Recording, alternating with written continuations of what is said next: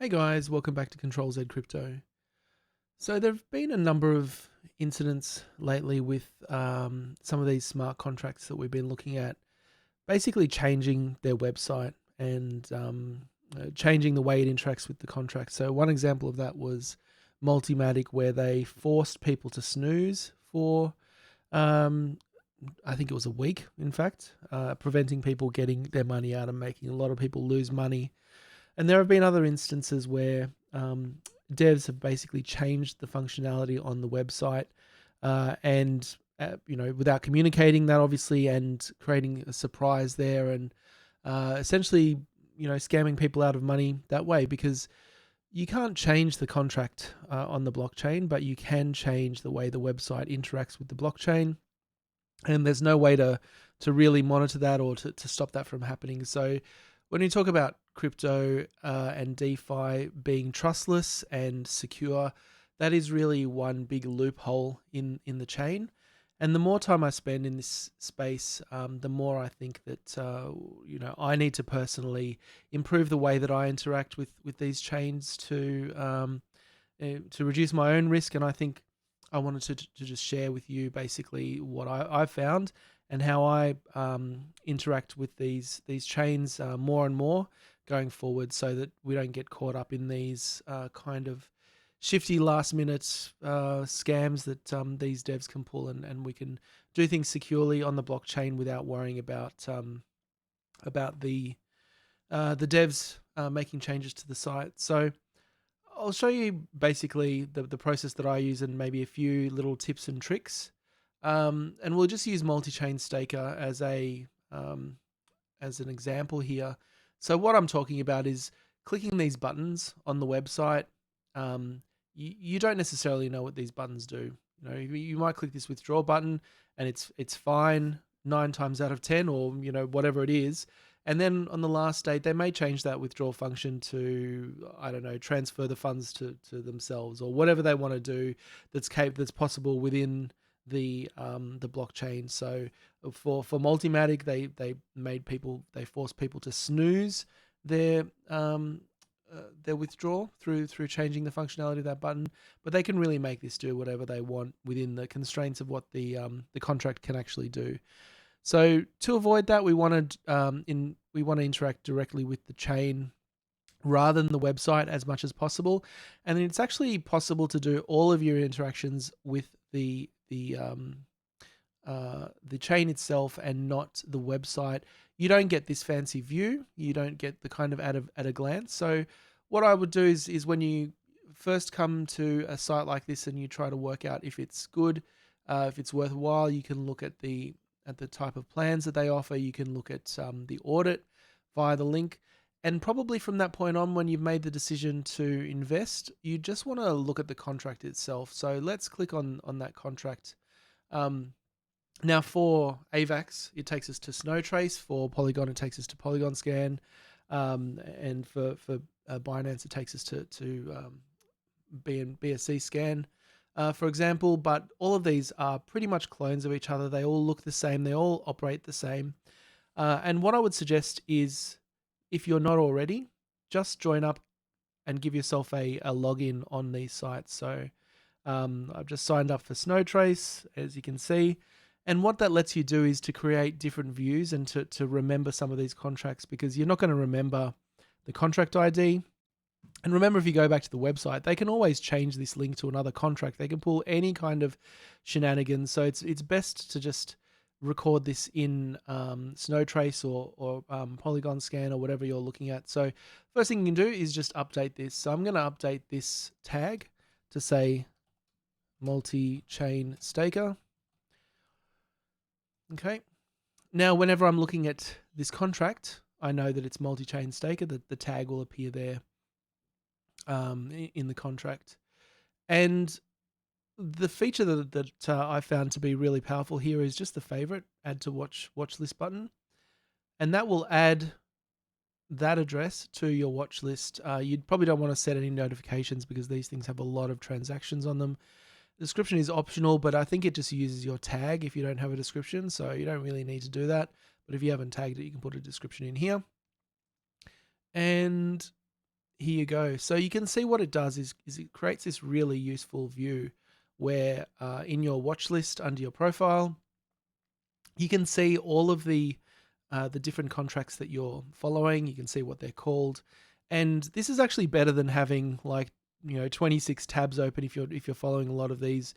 You can just see at a glance what the contract balance is pretty easily. See if there's any danger of them going under quickly, and you can basically do all of the interactions from that you'd normally do from the website directly here from the contract on the chain.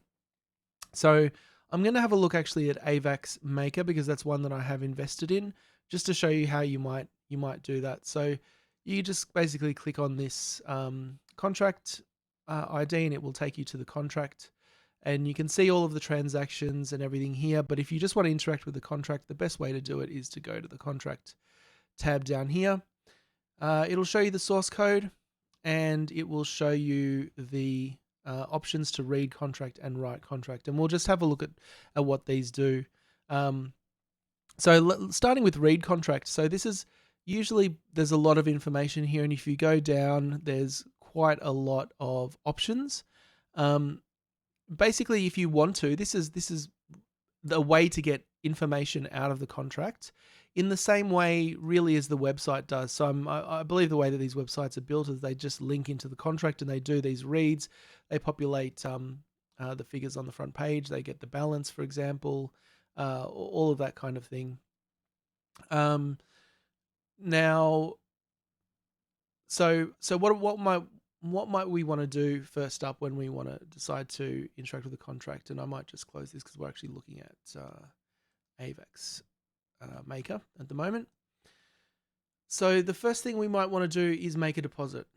And as I said, you can deposit on the website. It's probably usually pretty safe to do that because they want to get people to deposit. They want to make that simple and easy. But if you want to be extra cautious or paranoid, you might want to deposit on the contract address. So if we have a look here under the right contract options, so there's an invest here, an amount payable, a referrer address, and a plan.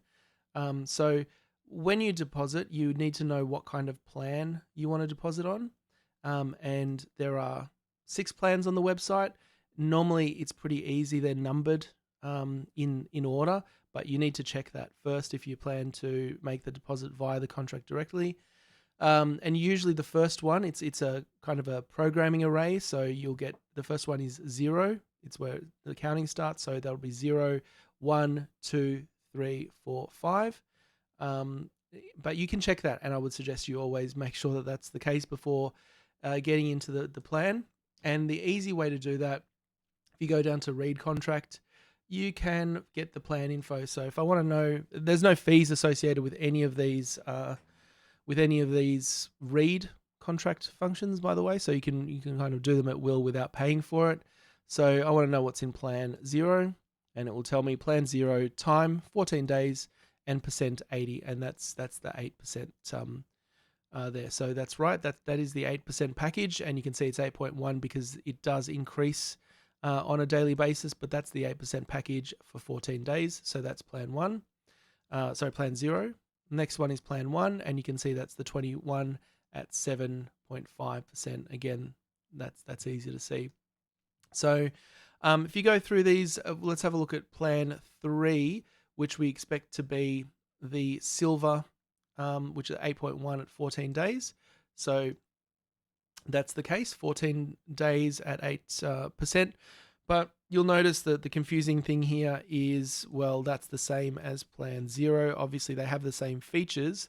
It's just that plan 4 is the locked version of plan 1. So how can we double check that they are different plans and which one is the locked versus non-locked?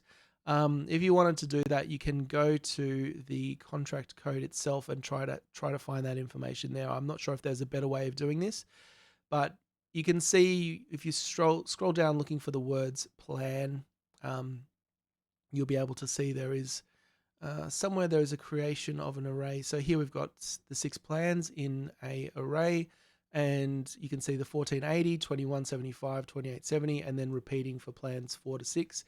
So they're in order there. That information is easy to get, but just to double check that plan 1 and plan 3, plan 0 and plan 3 are different. You can go down here. You can see that there's the plan number needs to be less than 6, and somewhere we can find a little piece of code that controls what the plan is. Okay, so here it is. So if plan is less than 3, then the profit is the deposit multiplier times the percents divider times the plan time. Otherwise, you add the profit multiplier div percents divider. So if you were to work this out, basically it means that if the plan is less than 3, you don't get the compounding. If the plan is greater than 6, you do get the compound. And if you have a look further in the code, you can kind of work it out. So this is a way to do it. I'm not sure if there's a better way of kind of differentiating these plans and making sure that you've selected the right plans. I mean, usually you can't really go too far wrong. That's usually pretty simple with the numbering there. And as I said, it may be fairly safe to deposit via the website. If you're unsure, it's probably safer than if you're not really sure what you're doing. But I think for me, I'm going to be using this method via here directly to interact with the chains, just to minimize any risk that is associated. So, and if you were then going to want to say query how much you have to withdraw, if that is something that is important to you, that you know how much you're about to withdraw, if you go down to, I think, get user dividends is the one here. You can open your MetaMask and just copy your address. So I'll just copy my address, put it in this field, and query that. And it says I'm going to get that. That's how much deposit is pending. Withdrawal is pending, and it's actually divided by 1,000, I believe. So if I go and just refresh this AVAX make a page, and I've got my wallet connected, it should be the similar amount, 0012, which is right, but here it's actually needs two zeros before it to match. So you can find out all the information that you can find out on the website. Feel free to go down and try different things in these read values. You can get all the information that's on the website if you need it. And I really like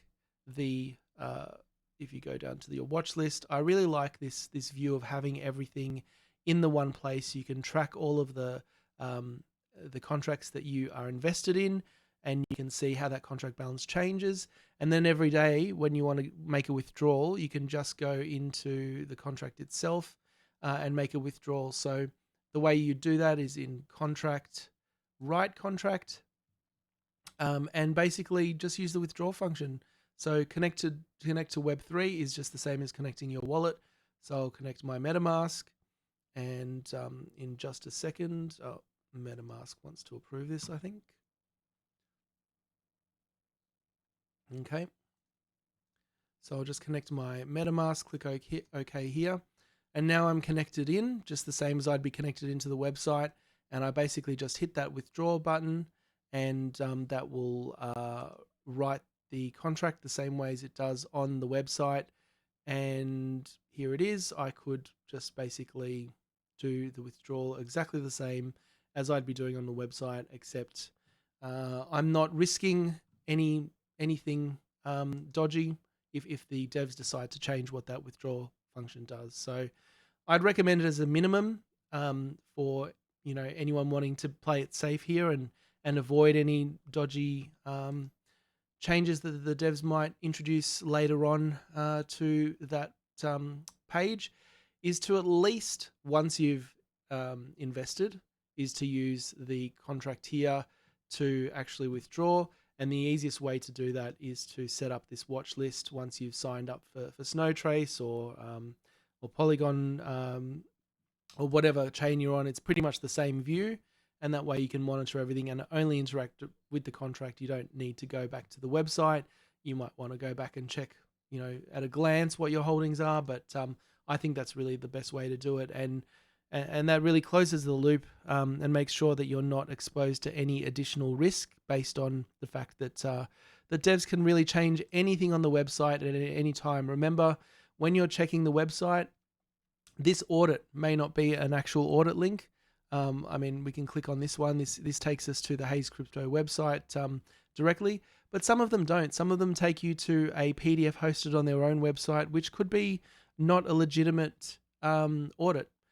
So that this contract might take you to a different contract address. So you want to make sure that the contract that this takes you to is the same as the one in the audit, and is the same as the one that you actually have an investment in. And the best way to do that is by using a profile with a watch list, and managing all of your transactions through this watch list rather than the website itself. All right, so I hope that's been helpful, and I hope you've learned something, or if you haven't learned something, maybe we just reinforce, I guess, the need for security when transacting on these really risky apps. Because, I mean, don't forget what these apps are. They are all Ponzi schemes. They're all kind of quick cash grabs. There aren't any exceptions where people are out to like sustain these things forever, because they just can't be sustained. I think 28 days we've seen is the upper limit in the best case scenario, but depending on the features of the contract, most of the time they last between 7 days for unlocked, and 7 to 14 days for unlocked, and usually around 14 to 18 days for a locked contract. So they're not here. Devs aren't here for the long run. There's no accountability. There's no legal ramifications for anything they do by the looks of it. So don't be surprised when devs do pull dodgy things like changing the website, and don't trust anyone in this space, and where possible, interact directly with the chain. So thanks for watching. If this video has been useful, I would really appreciate a like and subscribe to help me build this channel. I'm trying to get to 1,000 subs. And apart from that, thanks for watching, and I'll see you in the next video.